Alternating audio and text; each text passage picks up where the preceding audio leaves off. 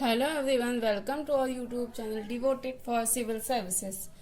तो जैसा कि कल मैं इन्फ्लेशन पढ़ा रही थी, उसी में मैंने बताया था कि कारण के आधार पर 3 प्रकार के होते हैं, जिसमें कि पहला है डिमांड पुल इन्फ्लेशन, या जिसे कहते हैं मांग जनित मुद्रास्फीति।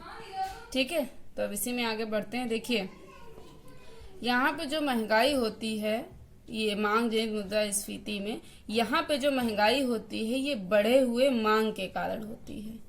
बढ़े हुए मांग के कारण होती है। ठीक है ना, मांग के कारण होती है। ठीक है, तो जब अर्थव्यवस्था में तरलता, यानी कि तरलता का मतलब मैंने बताया था मुद्रा का प्रवाह ज्यादा होता है, अर्थात जब लोगों के हाथ में पैसा ज्यादा होता है तो लोग ज्यादा से ज्यादा क्या करेंगे, उपभोग करेंगे। क्योंकि जब लोगों के पास पैसा होगा तो लोग क्या करेंगे, ज्यादा से ज्यादा उपभोग करेंगे। अब पैसा कब लोगों के पास ज्यादा होगा, ये देख लीजिए। पैसा कई रीजन से ज्यादा हो सकता है, जिसमें कि पहला मान के चलो आपके पास क्या है, रोजगार मिल जाए, लोगों को क्या मिल जाए, रोजगार मिल जाए। दूसरा क्या है, रोजगार में जब आय इंक्रीज हो, यानी कि इनकम बढ़ जाए, इनकम इंक्रीज हो तब। या फिर क्या हो, बैंकों से ऋण आसानी से हमें मिल जाए, बैंकों से क्या हो जाए, हमको ऋण आसानी से मिल जाए। जब ऐसी कंडीशंस होती हैं तब लोगों के हाथ में पैसा ज्यादा होता है, और क्या होता है, लोग ज्यादा उपभोग भी करते हैं। अब अगर मान लीजिए कि लोग उपभोग कर रहे हैं ज्यादा, तो क्या बढ़ेगा, उपभोग बढ़ेगा। क्या होगा, उपभोग हमारा बढ़ेगा। तो निष्कर्ष इससे क्या निकलेगा कि मांग बढ़ रही है, उपभोग बढ़ रहा है, तो इससे निष्कर्ष हम यही निकालेंगे कि मांग बढ़ रही है, तभी तो ऐसा हो रहा है। तो इस बढ़ी हुई मांग की सही मात्रा में सही समय पर यदि आपूर्ति ना हो पाए, ये जो बढ़ी हुई मांग है, इसकी सही मात्रा पर सही समय पर अगर आपूर्ति ना हो जाए तो क्या होगा, वस्तुएं और सेवाएं क्या हो जाएंगी, महंगी हो जाएंगी। अगर आपूर्ति सही समय पर नहीं हो पाएगी बढ़े हुए मांग की, तो वस्तुएं और सेवाओं के जो मूल्य होंगे वो क्या हो जाएंगे, इंक्रीज हो जाएंगे, यानी कि बढ़ जाएंगे। तो ऐसी सिचुएशन में इससे जो मतलब महंगाई उत्पन्न होती है, जो मुद्रास्फीति उत्पन्न होती है, उसको हम कहते हैं demand pull inflation. Demand pull inflation, या कहते हैं मांग जनित मुद्रास्फीति। मांग जनित मुद्रास्फीति। आई होप आप लोग को समझ में आया होगा। अब थोड़ा सा हम इसके 3 कंडीशन से, मतलब थोड़ा उदाहरण देके समझा लें 3 तरीके से, तो आपको ज्यादा बेहतर समझ में आएगा। जैसे मान लीजिए कि टाटा मोटर्स हैं, ठीक है, वो अपनी क्या बनाते हैं, कार प्रोड्यूस कर रहे हैं। टाटा मोटर्स हैं, अपनी कार प्रोड्यूस कर रहे हैं, ठीक है। उन्होंने कार बनाई, सप्लाई एंड डिमांड, ठीक है। उन्होंने 5 कार को सप्लाई किया, यानी कि 5 कार को प्रोड्यूस किया, ठीक है। लेकिन जो मांग है केवल 3 ही है, 3 ही कारों की मांग है। क्यों 2 लोग और क्यों नहीं, क्योंकि लोगों के पास में, जाहिर सी बात है, पैसा कम है, या कोई भी रीजन को मिला के पैसा नहीं होगा तभी तो कार नहीं खरीद पाएंगे, वरना कार से चलना किसको अच्छा नहीं लगता है। तो टाटा मोटर्स ने क्या किया, 5 कार सप्लाई करी, लेकिन जो डिमांड है वो 3 ही है। तो ऐसी कंडीशन में आप क्या कहेंगे कि यहाँ पे आपूर्ति ज्यादा है लेकिन मांग कम है, दिख भी रहा है। तो ऐसी स्थिति में मूल्य नीचे आएगा या ऊपर जाएगा, वीडियो पॉज करिए, नीचे जाके लिखिए कि मूल्य नीचे आएगा या ऊपर जाएगा। तो ऐसी स्थिति में जो प्राइस होगा हमारा कार का, वो क्या आएगा, नीचे होगा, ठीक है। क्यों नीचे आएगा, रीजन है क्योंकि जब भी कोई उत्पादक किसी चीज का या किसी वस्तु का उत्पादन करता है, तो उसका ये उद्देश्य होता है कि वस्तु हमारी बिके, ना कि रखी रहे। भले ही उसे थोड़ा सा प्राइस नीचे करना पड़े, लेकिन वस्तु हमारी बिके ताकि हम फिर लाभ कमा सकें। भले कम ज्यादा हो जाए लाभ, लेकिन हम लाभ क्या करें, कमा सकें, बना सकें, ठीक। तो जब वो ये देखता है कि लोग इस वस्तु को अफोर्ड नहीं कर पा रहे हैं, कि भाई महंगी है, जो चीज नहीं अफोर्ड कर पाए, तो ऐसी स्थिति में क्या करता है, मूल्य नीचे कर देता है। जब प्राइस नीचे कर देगा तो यहाँ पे मांग क्या हो जाएगी, जब प्राइस नीचे कर रहा है, तो ऐसा वो क्यों कर रहा है, प्राइस नीचे क्यों कर रहा है, क्योंकि मांग ही क्या है, कम है, इसलिए ऐसा वो कर रहा है। अगर मांग ज्यादा होती तो ये कंडीशन नहीं, तो ये नहीं होता। अब दूसरी कंडीशन मान के चलो, सप्लाई और डिमांड, ठीक है। सप्लाई मान के चलो 5 है, डिमांड भी 5 है, तो क्या होगा ऐसी स्थिति में, जो प्राइस होगा, कार का एग्जांपल ले रहे हैं तो कार ही ले लो, कार का जो प्राइस होगा वो क्या रहेगा, स्थिर रहेगा हमारा। यहाँ पे कोई भी वस्तु हो सकती है, ठीक है, आप घर भी ले सकते हैं, या फिर कोई भी चीज, जैसे टू व्हीलर ले सकते हैं, ये तो फोर व्हीलर है, ट्रक ले सकते हैं, इस तरीके से कोई भी चीज यहाँ पे ले सकते हैं, ठीक है। खैर, तो यहाँ पे कार क्या हो जाएगा, कार का रेट क्या हो जाएगा, स्थिर हो जाएगा, ठीक है।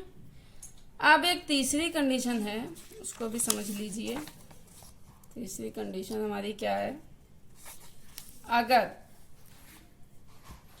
लोगों को मान के चलो आसानी से कम ब्याज दर पर ऋण मिल जाता है, लोगों को आसानी से और कम ब्याज दर पर ऋण मिल जाता है, तो कार की मांग क्या होगी, रातों रात बढ़ जाएगी। कार की मांग रातों रात बढ़ जाएगी। क्यों? क्योंकि डिमांड 10 कार की है और जो सप्लाई है वो केवल 4 ही कार की।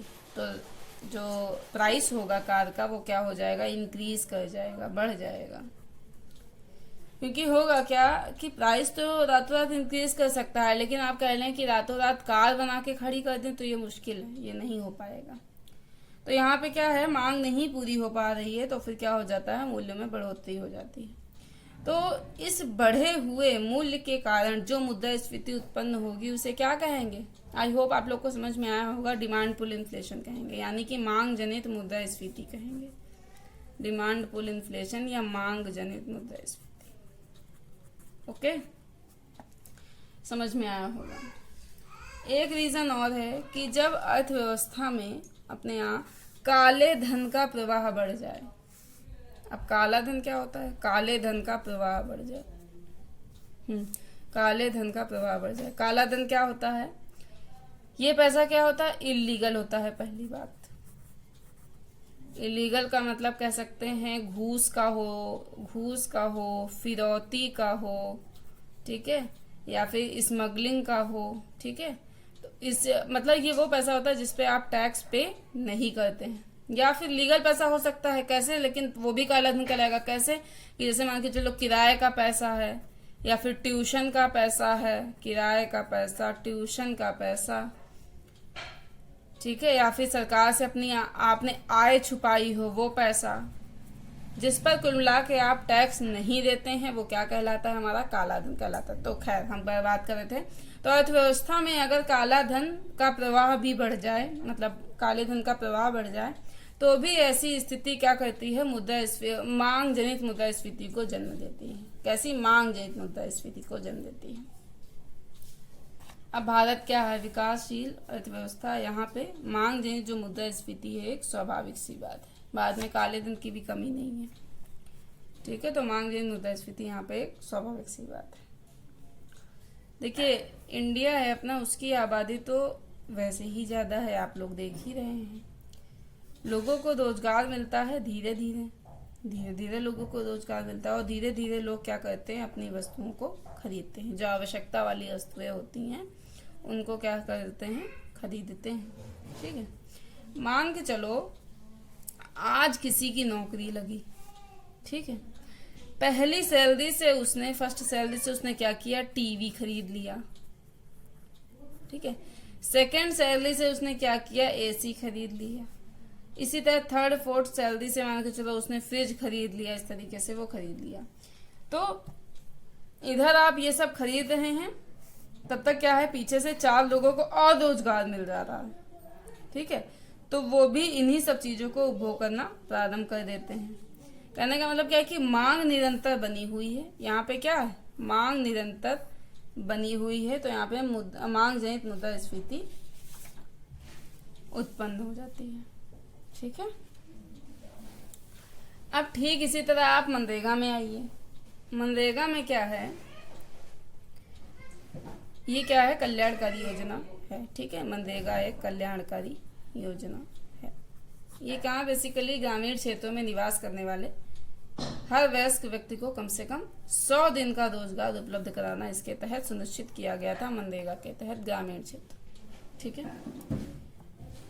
तो एक व्यक्ति एक दिन में कितना कमा रहा है, 100 रुपए, ठीक है।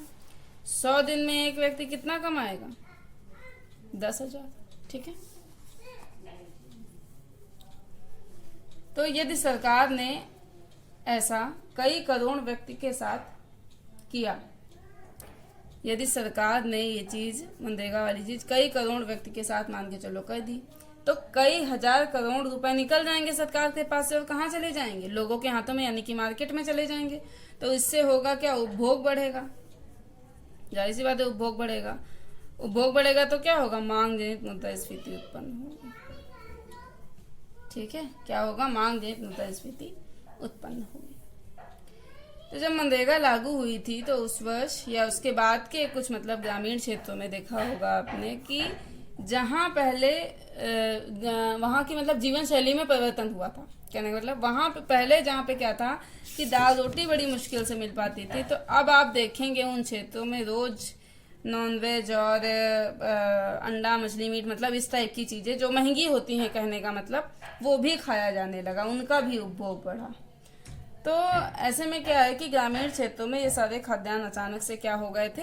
महंगे हो गए थे। ठीक है, कारण क्या था? क्यों महंगे हो गए थे? क्योंकि मांग ज्यादा आ गई थी। मांग क्यों ज्यादा आई थी? मैंने बताया, लोगों के हाथों में पैसा ज्यादा चला गया था, और इसका परिणाम क्या हुआ कि मांग जनित मुद्रास्फीति हो गई, मांग जनित मुद्रास्फीति उत्पन्न हो गई।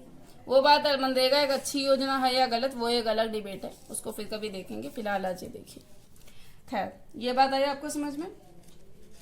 तो मांग जनित मुद्रास्फीति क्या करती है? किसी भी देश की अर्थव्यवस्था की आर्थिक समृद्धि से भी जुड़ी होती है। जो मांग जनित मुद्रास्फीति होती है, डिमांड पुल इन्फ्लेशन जो होता है, वो किसी भी अर्थव्यवस्था में आर्थिक समृद्धि से भी जुड़ी होती है। आर्थिक समृद्धि। अब आर्थिक समृद्धि क्या होता है? आर्थिक समृद्धि का मतलब होता है उत्पादन में बढ़ोतरी। उत्पादन में बढ़ोतरी। ठीक है, तो क्या है कि एक अर्थव्यवस्था में उत्पादन में बढ़ोतरी तभी होगी जब उस अर्थव्यवस्था में मांग बढ़ेगी। जब तक मांग ही नहीं बढ़ेगी, कोई उत्पादन थोड़ी ना फर्जी में करने लगेगा। जब मांग होगी किसी चीज की, तब तो उत्पादन करेगा। तो बिना उत्पादन बढ़ाए आप ये सोचें कि हम उत्पादन ना बढ़ाएं और रोजगार के अवसरों को जन्म दे दें, तो ये मुश्किल है। तो बिना उत्पादन बढ़ाए आप रोजगार के अवसरों को जन्म नहीं दे सकते हैं। तो लोगों को रोजगार तो मिल जाएगा, लेकिन महंगाई इस गति से भागेगी कि अनिवार्य वस्तुएं भी लोगों के लिए खरीदना महंगा हो जाएगा। मतलब जो गरीब लोग हैं उनके लिए अनिवार्य वस्तुएं भी लोगों को खरीदना महंगा हो जाएगा, या यूं कह लीजिए पहुंच से बाहर ही चली जाएंगी। जो अमीर लोग हैं वो तो खरीद लेंगे, भैया उनके पास तो पैसा ही है, लेकिन जो गरीब लोग हैं उनके पास से अनिवार्य वस्तुएं जो है वो भी पहुंच से उनकी बाहर चली जाएंगी। ठीक है, तो किसी भी देश की सरकार, मतलब कोई भी देश हो, वो प्रयास करती है कि रोजगार के अवसर तो उत्पन्न हो, रोजगार के अवसर तो उत्पन्न हो, लेकिन मुद्रास्फीति इस गति से ना भागे कि वह नियंत्रण से बाहर चली जाए। मुद्रास्फीति इस गति से नहीं भागनी चाहिए कि वह नियंत्रण से बाहर चली जाए। इस अवधारणा को कहते हैं नायडू, NAIRU कहते हैं, नायडू। इसका फुल फॉर्म लिख लीजिए, non accelerating inflation rate of employment. ठीक है, अब देखिए, रोजगार बढ़ता है तो मांग घटेगी या बढ़ेगी? बताइए आप लोग, वीडियो पॉज करके बताइए कि रोजगार अगर बढ़ता है, रोजगार अगर बढ़ता है तो मांग बढ़ेगी या घटेगी? तो मांग क्या होगी? बढ़ेगी। ठीक है, क्यों? क्योंकि रोजगार मिला तो लोगों की क्या सुनिश्चित हुई? आय सुनिश्चित हुई। आय सुनिश्चित होगा तो क्या होगा? उपभोग भी बढ़ेगा। उपभोग होगा, कहने का मतलब जब आय सुनिश्चित होगा, जब उपभोग होगा तो क्या होगा? मांग बढ़ेगी, और जब मांग बढ़ेगी तो क्या होगा? मांग बढ़ेगी तो क्या होगा? मांग जनित मुद्रास्फीति भी जन्म लेगी, डिमांड पुल इन्फ्लेशन। ठीक है, ये भी बढ़ेगा। ठीक है, एक क्वेश्चन हम आपके लिए दे रहे हैं, आप चाहे तो इसे वीडियो पॉज करके अभी जवाब दीजिए या बाद में दीजिएगा। क्वेश्चन ये है कि यदि बेरोजगारी कम होगी तो क्या होगा? यदि बेरोजगारी कम होगी तो क्या होगा। जो लोग होशियार हैं समझ जाएंगे, ठीक है। खैर आगे बढ़ते हैं। तो जो नायडू है उसका कंसेप्ट कहता है, नायडू मैंने भी बताया इसका फुल फॉर्म, नायडू, ठीक है। नायडू इसका फुल फॉर्म मैंने भी क्या बताया, non accelerating inflation rate of in unemployment, ठीक है, अनएम्प्लॉयमेंट।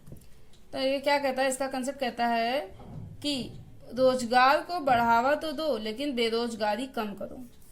रोजगार को बढ़ावा दो, रोजगार को बढ़ावा दो और बेरोजगारी, अनएम्प्लॉयमेंट क्या करो, कम करो, ठीक है, कम करो।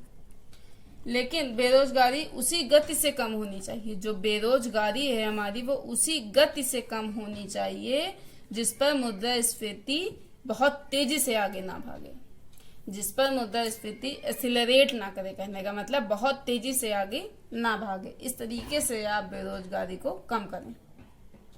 तो मान लो कि आप अगर समाज के एक वर्ग को रोजगार देते हैं, कोई समाज है, ठीक है, इसमें विभिन्न वर्ग के लोग रहते हैं, ठीक है, आप इनमें से किसी एक वर्ग के लोगों को रोजगार देते हैं, कोई एक वर्ग है आप उसको रोजगार देते हैं, जिसके कारण क्या है, मांग बढ़ जाएगी, बिल्कुल बढ़ जाएगी मांग। मांग के बढ़ने के कारण क्या है, प्राइस भी बढ़ जाएगा, ठीक है, बढ़ जाएगा। अनिवार्य वस्तु समाज के अन्य वर्ग के पहुंच के बाहर चली जाएगी। इसको तो मिल जाएगी लेकिन जो अन्य वर्ग है इससे पहुंच से बाहर चली जाएगी अनिवार्य वस्तु, ठीक है। तो ऐसे रोजगार का क्या फायदा कि लोगों की आय तो सुनिश्चित हुई लेकिन अनिवार्य वस्तुएं लोगों के पहुंच से क्या हो गई, बाहर हो गई। तो रोजगार सृजन होना चाहिए, रोजगार सृजन होना चाहिए, ठीक है, लेकिन उस गति से होना चाहिए जिससे मुद्रास्फीति नियंत्रण से बाहर ना चली जाए, जिससे इन्फ्लेशन नियंत्रण से बाहर ना चला जाए, ठीक है। देखिए, हम रोजगार को जन्म तो दें लेकिन मुद्रास्फीति पर भी हमें ध्यान देना चाहिए। देखिए, रोजगार के अवसरों को जन्म दीजिए, लेकिन मैंने क्या बताया, रोजगार के अवसरों को उस गति से जन्म दीजिए जिसपे मुद्रास्फीति नियंत्रण से बाहर न चली जाए, ऐसा मैंने भी बताया। दूसरा क्या कह सकते हैं कि रोजगार के अवसरों को जन्म दीजिए, लेकिन जो रोजगार हो वो कैसा होना चाहिए, प्रोडक्टिव होना चाहिए। जो रोजगार है हमारा कैसा होना चाहिए, प्रोडक्टिव होना चाहिए। प्रोडक्टिव का मतलब क्या है ये समझिए। जैसे मान के चलो आपने किसी एक व्यक्ति को रोजगार दिया, वो प्राप्त कर रहा है रोजगार, ठीक है, तो वो ना सिर्फ आय सुनिश्चित करे बल्कि उत्पादन के माध्यम से आपूर्ति भी सुनिश्चित करे, ये भी होना चाहिए। आप किसी को अगर रोजगार दें तो ऐसा नहीं कि वो सिर्फ अपनी आय सुनिश्चित करे, बल्कि वो अपने रोजगार के माध्यम से, अपने आय के माध्यम से क्या करे, उत्पादन के माध्यम से आपूर्ति भी सुनिश्चित करे। जो उसको आय जैसे आपने किसी की बढ़ा दी तो आपूर्ति के माध्यम से उत्पादन के माध्यम से, अपने प्रोडक्शन के माध्यम से आपूर्ति भी सुनिश्चित करे। तो मनरेगा में क्या है, आप लोग देख ही रहे होंगे, आय तो सुनिश्चित हो रही है, नो डाउट। जो उसमें वहां सड़क, गड्ढे खुदवाना, ये सारे काम होते हैं मनरेगा में, पता होगा। इसमें क्या है कि आय तो सुनिश्चित हो रही है लेकिन आपूर्ति सुनिश्चित नहीं हो पा रही है, आपूर्ति सुनिश्चित नहीं हो पा रही, ठीक है। अब इसके विपरीत देखिए, अगर आप रोजगार औद्योगिक क्षेत्र में उत्पन्न करते हैं, आपने किसी को रोजगार दिया, ठीक है, लेकिन वो औद्योगिक क्षेत्र में दिया, इंडस्ट्रियल एरिया में, इंडस्ट्रियल, औद्योगिक,